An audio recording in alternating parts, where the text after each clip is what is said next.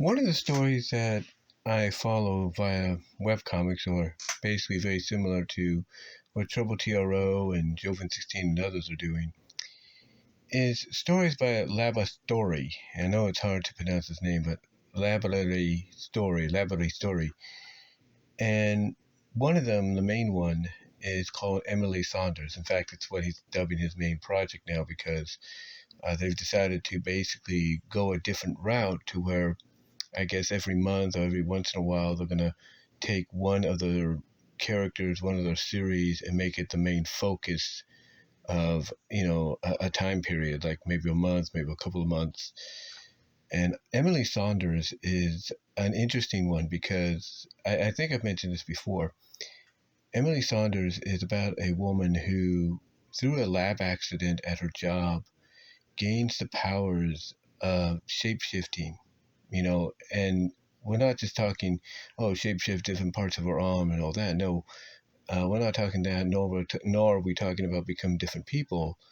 She basically has the power to shapeshift into whatever she wants, even melt down into a gooey puddle and stuff like that, and even merge with certain objects and stuff. And in the first two series, or at least the first initial series, she does just that. She does that and has fun with it. She has fun with her fiance and everything, or husband, fiance. But she's not the only one that gains the powers. I guess you could say a rival at the time who's become more of a friend now, a friendly rival, called Catherine. She ends up gaining the powers too, and she has a little fun with it as well. In fact, she even does something that Emily does later on in the second series, as Labyssitory puts it, and that's make out with herself. She kisses herself. She creates another clone head and another one of herself, I should say, and she makes out with herself. Although Emily has done this before, where she even splits herself in actual two bodies. Makes a twin out of herself. So it's a fun series. It's got its drama in it. It's got its hilarity, its humor. Everything. Mostly humor and mostly humor and stuff. But like I said, it does have its comedy. It does have its moments here and there, and the characters do spin off into other stories with other characters. It's like it's all one connected universe, if you will, and all the characters involved have powers of their own, shape-shifting abilities of their own. Like one character called Mai, I think, or Mai Tai, or whatever her name is.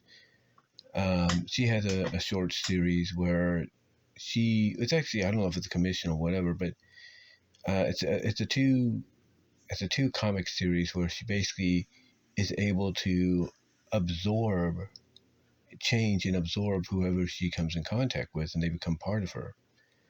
And she does this to Emily's husband, fiance, where she changes him into a male genitalia, if you know what I mean, and then makes him part of her, absorbs him into her, and via, of course, a certain passageway.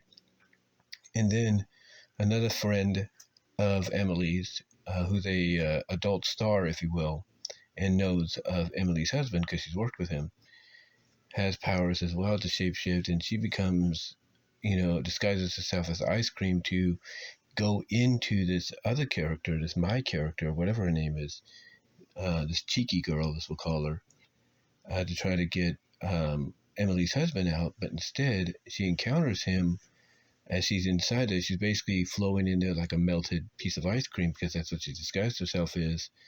And what happens is she encounters him in his genitalia form, being kissed by all these different lips, which represent the cheeky girl, I guess you can say.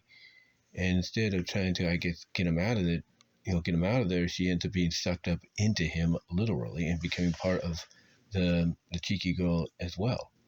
So it's just a little fun series and all that, but Emily Saunders is definitely a main series that he's focusing on. And the third series is really interesting because now you have Kathleen, who was the rival, the boss, the other character that gained the powers that also had a thing for Emily's husband. She ends up gaining the powers, and she goes through all this to make Emily's husband hers. She gets in a fight with Emily and stuff like that, and it's all craziness.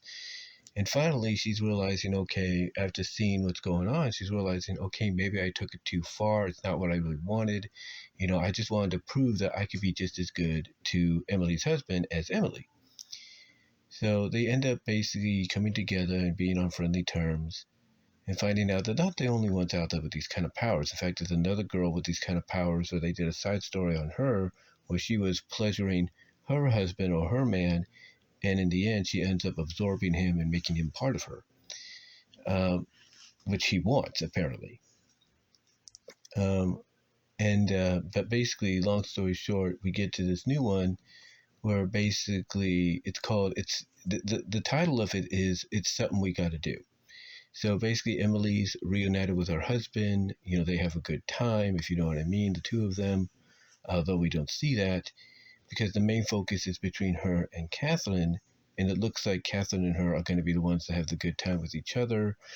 And I think it's going to lead to a lot of different, very, I would say, erotic, NFSW, shape-shifting, melty shenanigans between them, and even potentially a fusion. Because I could see that. I think that's what it's leading towards. Because it's like Emily, it's like Emily knows Catherine still has a thing for Jason, and vice versa. So why not give him the best of both worlds with them fused into one for like a night of pleasure, and then separate and all that.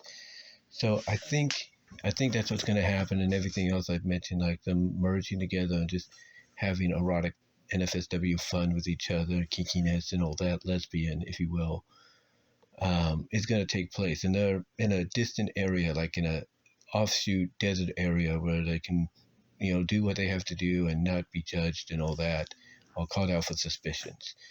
But yeah, it's going to be, it's going to be a nice continuation to see where they go for this, and I can't wait. I really can't. So I suggest checking out Labyssitory's Patreon. I'm going to put his name in the description. I'm not going to put the link because I don't want to get in trouble. But I'm going to put his name. You can find him on Patreon. And if you patronize 15 for a month, if you support him for 15 a month, he will give you a archive link to all his previous works, including another link that takes you to the early access to what he's working on now, like his main projects and stuff like that. So, yeah, definitely worth checking out and definitely worth supporting. But the Emily Saunders series, all I can say is I'm looking forward to that. Can't wait to see what's up next. I've got a feeling it's going to go that route of them going lesbian on each other, NFSW, erotic, melty, shape-shifting fusion, and all that. I could see it. But let me know what your thoughts are, guys. Let me know if you support him as well. Comment down below. Click on the bell for notifications. Like the video, subscribe to the channel. Do all the things that you need to do. Links are in the description for you to click on to find me elsewhere here on the internet. And until next time, guys, I will talk to you later, but give me your thoughts. Love to hear your thoughts on this if you follow him as well.